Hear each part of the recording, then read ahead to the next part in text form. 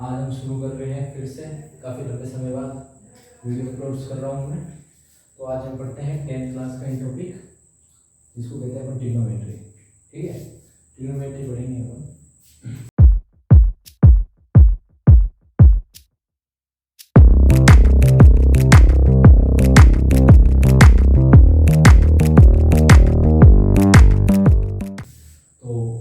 Normal चीज़ें अपने को पता होनी चाहिए, अपन छोटी क्लासों से पढ़ते आ रहे हैं। ट्रिग्नोमेट्री को नहीं पढ़ रहे हैं, जो इसका बेसिक है उसको पढ़ते आ रहे हैं। देखो, ट्रिग्नोमेट्री कहते हैं हार्ड होता है। ठीक है, 10th क्लास के बच्चे कहते हैं कि सबसे हार्ड है। हम इतने सालों से पढ़ा रहे हैं, हमें पता है बच्चों के सामने सबसे हार्ड ही लगता है, लेकिन मेरे हिसाब से ये सबसे ईजी है। आप बस समझें इसको, समझते रहिए कि कैसे होता है, इसके बेसिक्स आएंगे तो आप कर पाओगे। ठीक है, तो ट्रिग्नोमेट्री का मतलब होता है, नाम से को पहले अपन डिफाइन करते हैं। दो वर्ड से मिलकर बनाएंगे, ट्रिग्नो और प्लस मेट्री। ठीक है, ट्रिग्नो प्लस मेट्री। मेट्री का मतलब तो हो गया मेजरमेंट,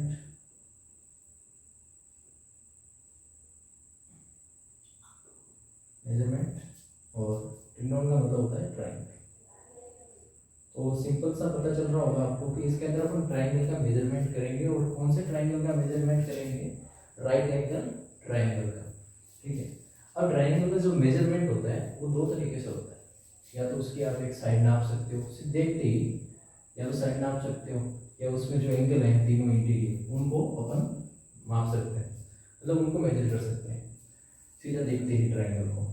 ठीक है, कोई ट्रायंगल बना हुआ है, ट्रायंगल दुनिया में है नहीं, सिर्फ उसको ड्रॉ कर सकते हैं। ठीक है, ट्रायंगुलर फिगर्स हो सकती है। ठीक है, चलिए तो देखिए, ट्रायंगल का मेजरमेंट करते हैं। और कौन से ट्रायंगल का? राइट एंगल ट्रायंगल का।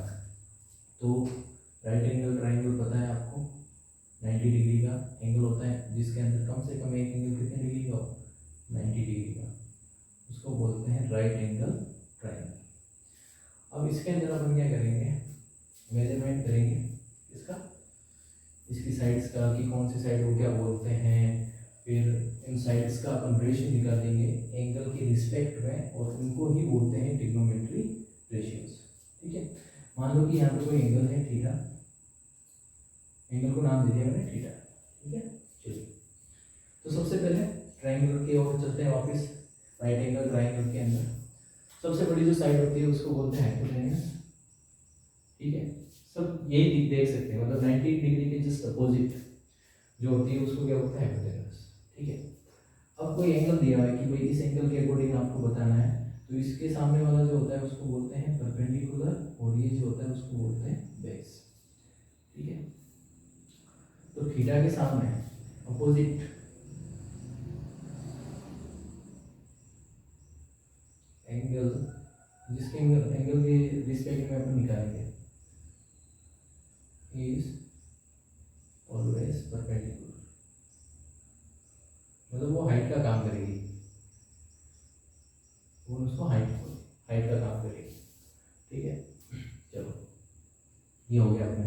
आगे देखिए, तो ये हाइपोटेनस हो गई, ये परपेंडिकुलर हो गया, ये बेस हो गया।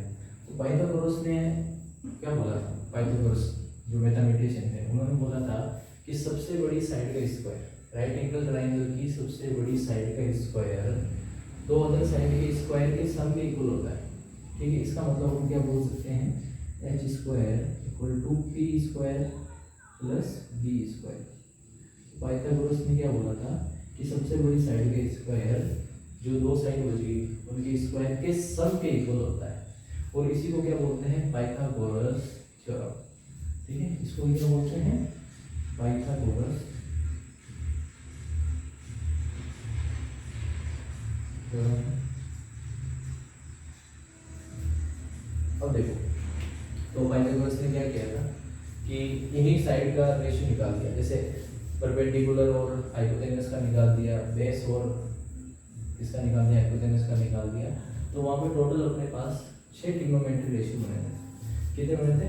6, जिनको हम देखते हैं ऐसे किताबों में देखा होगा आपने, इंट्रो पढ़ा होगा, साइन, कोस, टेन, कोस, सेक और कोसेक। तो ये ट्रिग्नोमेट्री रेशियोज है। अपन बात करते हैं ट्रिग्नोमेट्री रेशियोज की, आगे बढ़ते हैं। तो हम अब बात करते हैं ट्रिग्नोमेट्री रेशियोज की। तो आपको नॉर्मल सीखना है, ज़्यादा मैं इसके बारे में डिस्कस नहीं करूँगा, ठीक है, बस आपको ट्रिग्नोमेट्री रेशियो सीखने हैं। तो मैंने बोला था जैसे कि अभी पीछे कि आपको जो रेशियोज थे, दो साइडों का रेशियो दो चीज़ों के बीच में होता है, तो दो साइडों का जो रेशियो है उनको ही ट्रिग्नोमेट्री रेशियोज बोलते हैं। इनका एक सीक्वेंस है, देखिए कौन सा है, तो मैं यहाँ लिख देता हूँ यहाँ पे।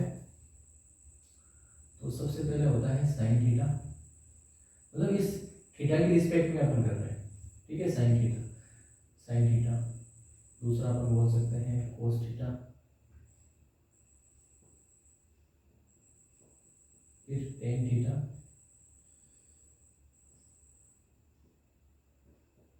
Coat theta, sec theta.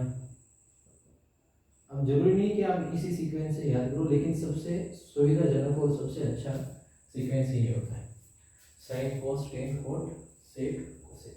अब ये मैं कब से बोल रहा हूँ, आपके दिमाग में आ रहे होंगे कि ये सर क्या बोल रहे हैं कब से।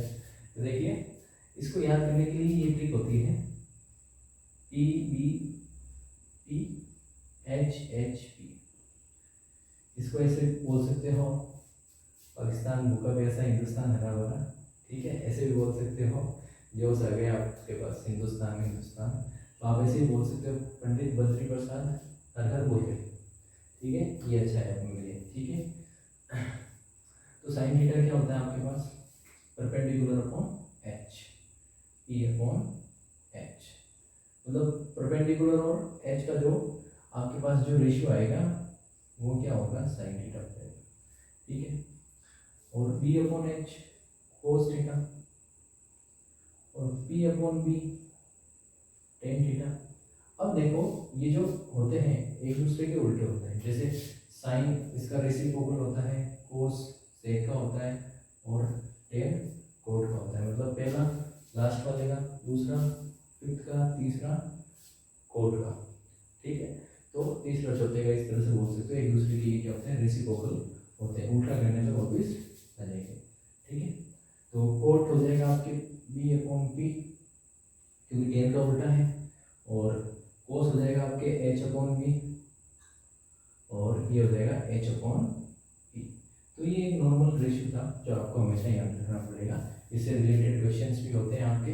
अब जैसे हाइट और डिस्टेंस चैप्टर है वो पूरा इससे रिलेटेड है, आपको रेशियो याद है तो आप आराम से क्वेश्चंस कर सकते हो, और दो क्वेश्चन आते हैं आपके हाइट और डिस्टेंस से, ठीक है। तो ये एक था, इस पे एक क्वेश्चन करते हैं। सपोज करो आपके पास क्वेश्चन लिख देता हूँ, मान लो कि क्वेश्चन लिख देते हैं, if sine theta equal to 3/4 3/5 कर देते हैं, then find the all other trigonometric ratio, ठीक है, then find all other trigonometry ratios, ठीक है, और बाकी सारे रेशियोज फाइंड करते हैं। तो देखो कैसे करेंगे इस क्वेश्चन को। साइन थीटा है, ठीक है, 3/5 दे रखा है, तो 3/5 पे कंपेयर कीजिए कि अपने को पता है क्या होता है, परपेंडिकुलर अपॉन एच, तो पी अपॉन एच कर दिया मैंने, तो मेरे पास पी की वैल्यू आ गई 3 और एच की वैल्यू आ गई 5। अब हमें यहाँ पता नहीं है ना सेंटीमीटर है क्या है, तो यूनिट ही मानते हैं इसको, ठीक है। अब पी आ गया, एच आ गया, तीनों साइड होनी जरूरी है, आपके पास ट्राइंगल की तीनों साइड है, राइट एंगल ट्राइंगल की, तो आप सारे रेशियोज फाइंड कर सकते हो, या एक साइड या एक एंगल है तो भी आप सब फाइंड कर सकते हो। मतलब कोई दो चीज़ें अपने को रिकॉग्नाइज होनी चाहिए, मतलब पता होनी चाहिए राइट एंगल ट्राइंगल के बारे में, और अपने को दो कंडीशन ही देगा। तो पी और एच मिल गया है, अपने को बी निकालते हैं, तो बी का फॉर्मूला क्या हो जाएगा, पाइथागोरस से H square equal to P square plus B square, उससे मैं पी स्क्वायर को उधर भेज देता हूँ, तो H square minus P square और रूट हो जाएगा, तो डायरेक्ट कर रहा हूँ मैं यहाँ पे H square minus P square, ये बी का फॉर्मूला हो जाएगा। तो एच कितना है 5 का स्क्वायर माइनस 3 का स्क्वायर, ठीक है, इसको सोल्व करोगे तो 25 माइनस 9 16, 16 का रूट 4, तो बी की वैल्यू आ गई 4, और बी की वैल्यू 4 आ गई। तो अब मेरे को कौन सा आंसर फाइंड करना है, कोस थीटा। कोस थीटा क्या होता है, बी अपॉन एच। बी की वैल्यू आ गई 4 और एच हो गया अपने पास 5। इस तरह से आप सारे फाइंड कर सकते हैं। तो ये एक बेसिक इंट्रो था ट्रिग्नोमेट्री का। अब हम आगे बढ़ेंगे फॉर्मूलाज और जो भी आइडेंटिटीज है उनको प्रूव करना सीखेंगे एनसीईआरटी के साथ। और जो आर डी शर्मा है, और आर डी शर्मा पहला यूट्यूब चैनल मिलेगा जहाँ पे आपको आर डी शर्मा पूरी सोल्व करवाई जाएगी। Thank you so much everyone, हमारा साथ देते रहिए, घरों पे रहिए, सुरक्षित रहिए, मास्क का ध्यान रखें और पढ़ते रहिए, मुस्कुराते रहिए।